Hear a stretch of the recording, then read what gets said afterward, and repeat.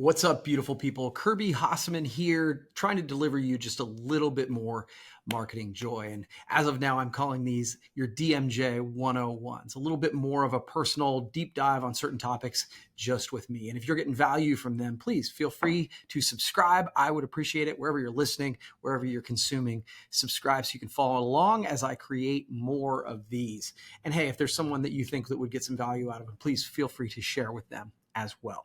So as we're talking about this is the time of year that people start talking about resolutions. They just start talking about goals. So I would like to talk about goals in this specific episode.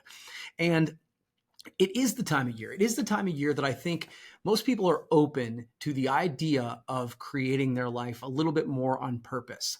I believe that many people go through life just sort of living as a character in someone else's movie. They just float along and then wonder why they get to a year later or 10 years later or 50 years later, and they're like, what happened? Why did my life go down this certain path? And it's so often, unfortunately, because they didn't do it on purpose. They didn't set goals. They weren't intentional about the things they wanted to create. So today, first of all, I want to encourage you. And I want to encourage you to set goals, to be intentional about the year that's coming up.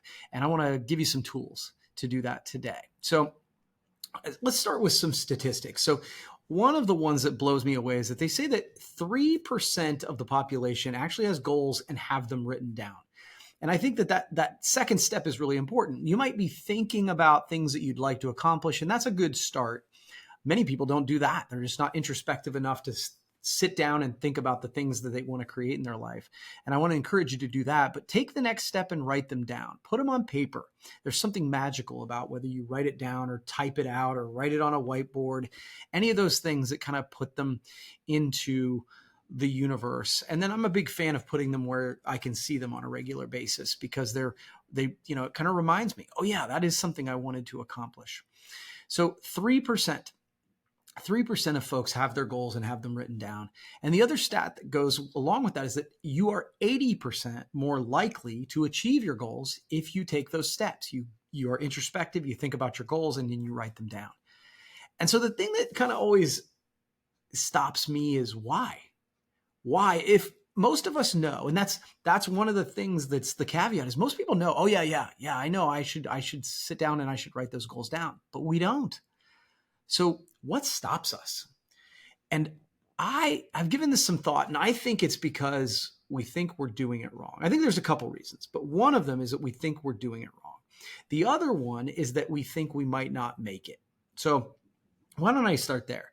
If you think you might not make it, let me just say that goals are not pass fail.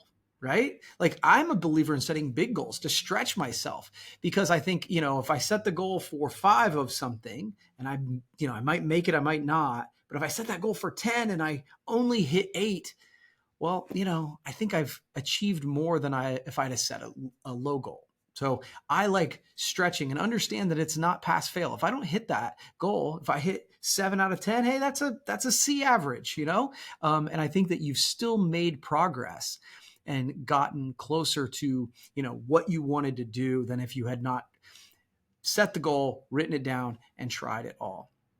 And then the other thing is, I think people think that they're doing it wrong. People think that, I'd set goals, but I don't really know how to do it. And I really want to let you off the hook there too, because gosh, goals are deeply personal. And, what I find to be a compelling and interesting and inspiring goal, you might not give a damn about at all. And that's okay because they're my goals. I don't care whether you like them or not. And you should feel the same way about me. You should feel the same way about your parents. You should feel the same way about whoever is kind of in your head, making you think that you're not doing it right. If you're setting goals, you're doing it right. So just understand that goals are deeply personal and they're for you to decide. So if you're doing it, you're doing it right. Now, one of the ways, and I like the concept of SMART goals, but I do think those set us back a little bit. And here's what I mean by that is I think the idea around SMART goals are good. And I think when you can create a goal that it kind of hits all those criteria, then I think it does help kind of guide you in an actionable way. But I think in some ways it's like, well, I want to do this thing, but it doesn't fit all the criteria. Well, that doesn't matter if it does drive you to the behavior that you want. So what's a SMART goal? If you don't know what a SMART goal, it's an acronym, right? It's specific, measurable, actionable, realistic, and time bound. So, and that's, I think in many ways that's really good. If you say, hey, I want to lose weight, well, okay, that's fine. But if you say I want to lose 10 pounds, that's specific, right? Measurable, something that you can say, did I do it or did I not? Totally buy that, right? You either lost the 10 pounds or you didn't. Now, again, I don't think that's pass fail. If you drop 8 pounds, I still think that's good, right? Actionable, yeah, I like that because you want to be able to do something about it. If you have a goal that I want world peace and you don't feel like you can do anything about it, well, then that can be deflating as opposed to motivating. So, and then realistic and time bound. I like the idea of time bound even because you say, okay, I'm going to try and do it by this time. Those concepts are good, but so many times I come back with the idea of says who said, like, realistic, says who decides if it's realistic? You? Well, it's not your goal. So your opinion of realistic really shouldn't matter to me. And measurable, in some ways, yes, I totally get it. But for many years, one of my main goals was to become a better father and husband. And it's not terribly measurable, right? I could come up with some stuff, but the reality of it is it was top on my goal list. And when I looked at it, it affected my behavior. And I think if your goal affects your behavior in a positive way, it's still a good goal. So I'm not completely tied to the concept of SMART goals. Nothing wrong with utilizing that as a tool, but don't let it be the reason you think you're doing it wrong. So final thoughts around goal setting today is what I call the 5 Fs. The 5 Fs of goal setting. I think most people who set goals, they set goals using 2 of the Fs. They're fitness and finance, right? So I'm going to drop 10 pounds or I'm going to make $1 million. And great. Again, your goals. But I believe that if you want to have a well-rounded life, which many of us do, you need to have well-rounded goals, or at least goals in different areas of your life. If, hey, you really want to kill it in the finance area, maybe that's the big goal. But I think focusing on some of these other areas can really drive you to have better relationships and a better life. That's, again, my opinion. So what are the 5 Fs? The 5 Fs are fitness, finance, family, faith, and fun. And that's right. I think you should have at least one goal in all of those areas. So fitness, of course, the 10 pounds that I keep talking about. Finance, you want to make a certain amount of money. Faith, how do you want to walk in your faith journey? Whatever that is. Again, deeply personal. Family, what's that look like? I mean, how do you want to show up for your family, your spouse, your kids?